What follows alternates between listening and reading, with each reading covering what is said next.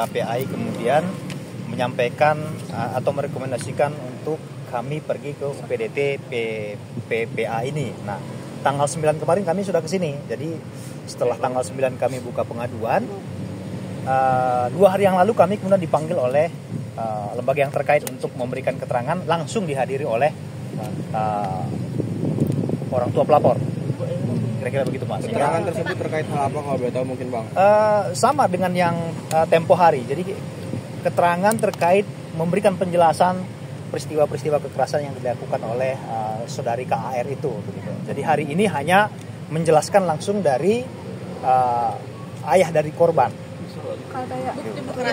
Pemeriksaan berapa lama dan tadi kami masuk jam 2, ini baru selesai, hampir 1 jam lebih. Bukti-buktinya Bang apa aja? Ada bukti-bukti tambahan. Bukti tambahan ada, kita tadi sudah sampaikan, tapi kami tidak bisa menghadirkan kepada teman-teman karena kan ini masih dalam proses ya, apalagi ini menyangkut korbannya adalah anak. Bang, ini kan diduga kekerasan pada anak nih, mungkin kekerasannya apa aja, verbal? Kekerasan terhadap anak itu jadi ada 2. Ada kekerasan verbal, ada non verbal. Jadi misalnya kalau kekerasan terhadap fisik itu tempo hari juga kita sudah sampaikan ya. Kejadian itu ada di sekitar bulan Oktober 2023, ada di bulan Februari, ada di bulan April.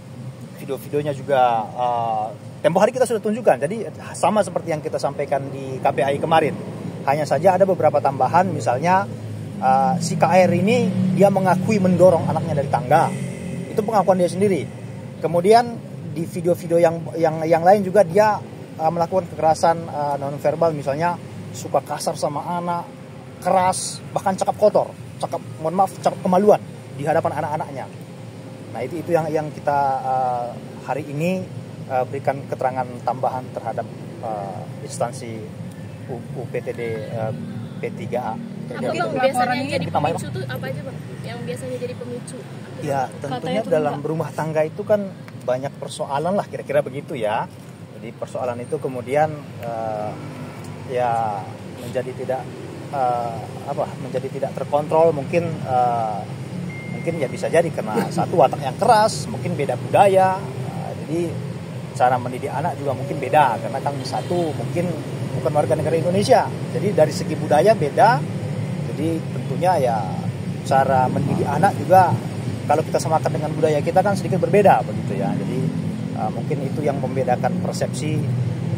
Dan kalau kita lihat video-video sebelumnya memang luar biasa kekerasan yang dilakukan ya, bahkan sampai dijewer anaknya, sampai berdarah, sampai berbekas, kemudian sampai anaknya dijewer telinganya sampai tersungkur ke halaman gitu ya. Jadi kemudian dia mengakui mendorong lain segala macam. Jadi banyak sekali video-video karena kan ada CCTV, jadi terrecord semua, setiap hari ada terrecord, belum lagi misalnya ada bukti-bukti rekaman juga, kira-kira begitu ya. Dugaan pelaporan ini tujuannya untuk apa sih? Tujuannya ya itu tadi karena tindak kekerasan ini dilakukan secara berulang-ulang terhadap anak yang notabene mau hak asuh anak dari ini perceraian ini atau kalau hak asuh anak kan masih berproses di pengadilan ya.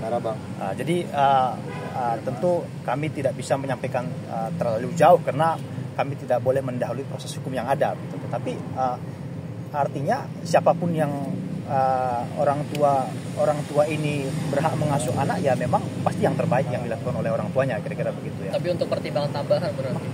Silakan teman. Gimana tadi? berarti untuk pertimbangan tambahan untuk mendapatkan hak asuh anak gitu. Pertimbangan tambahan untuk mendapatkan hak asuh anak sih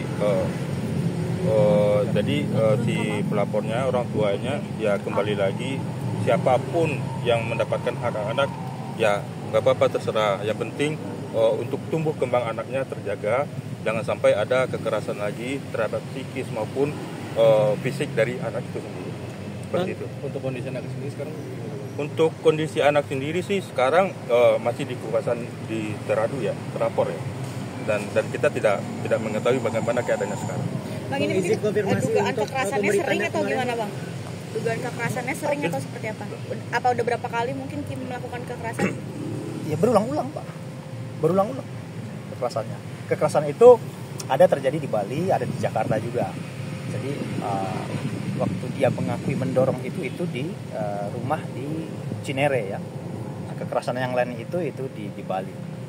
Bang, izin konfirmasi Bang untuk yang pemberitaan kemarin yang pihak sebelah mengaku disekap di Bali. Bagaimana Bang itu klarifikasinya dari pihak Edward Akbar sendiri? Ya. Tempo hari juga kita sudah sampaikan tidak ada penyekapan. Tidak ada penyekapan. Bagaimana bisa disekap orang di rumah itu ada anak-anak? Kira begitu ya. Jadi kami menyampaikan bahwa tidak ada penyekapan yang dilakukan oleh klien kami. Bang, sebenarnya kronologinya yang sebenarnya itu seperti apa sih Bang sampai Kimberly mengatakan kalau itu disekap oleh Edward Akbar? Sebenarnya apa yang terjadi di sana? Ya silakan ditanyakan kepada Mbak. Kalau dari pihak sebelah sih menyebutkan bahwa hal itu terjadi setelah Edward menjatuhkan talak ke Kimberly dan mencegah agar Kimberly tidak membawa kabur anak-anak hari itu. Oh, ya silakan saja kalau itu yang disampaikan. Tetapi dari versi klien kami tidak ada penyekapan. Apa ada bukti CCTV, Bang? Ya ada, ya CCTV kan ada.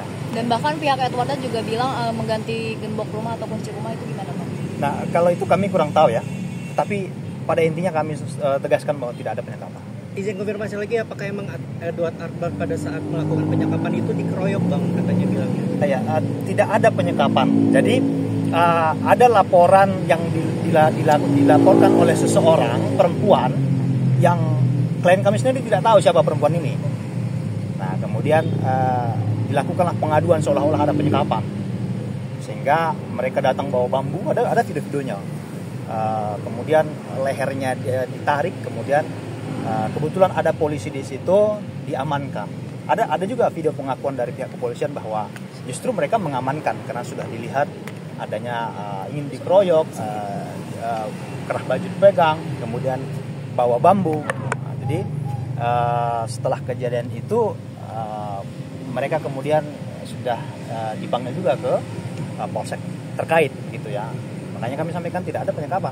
Perempuan ini siapa Bang? Kalau boleh tahu, perempuan ini apakah dari pihak Kimberly-nya atau dari tetangga atau siapa? Sepertinya begitu.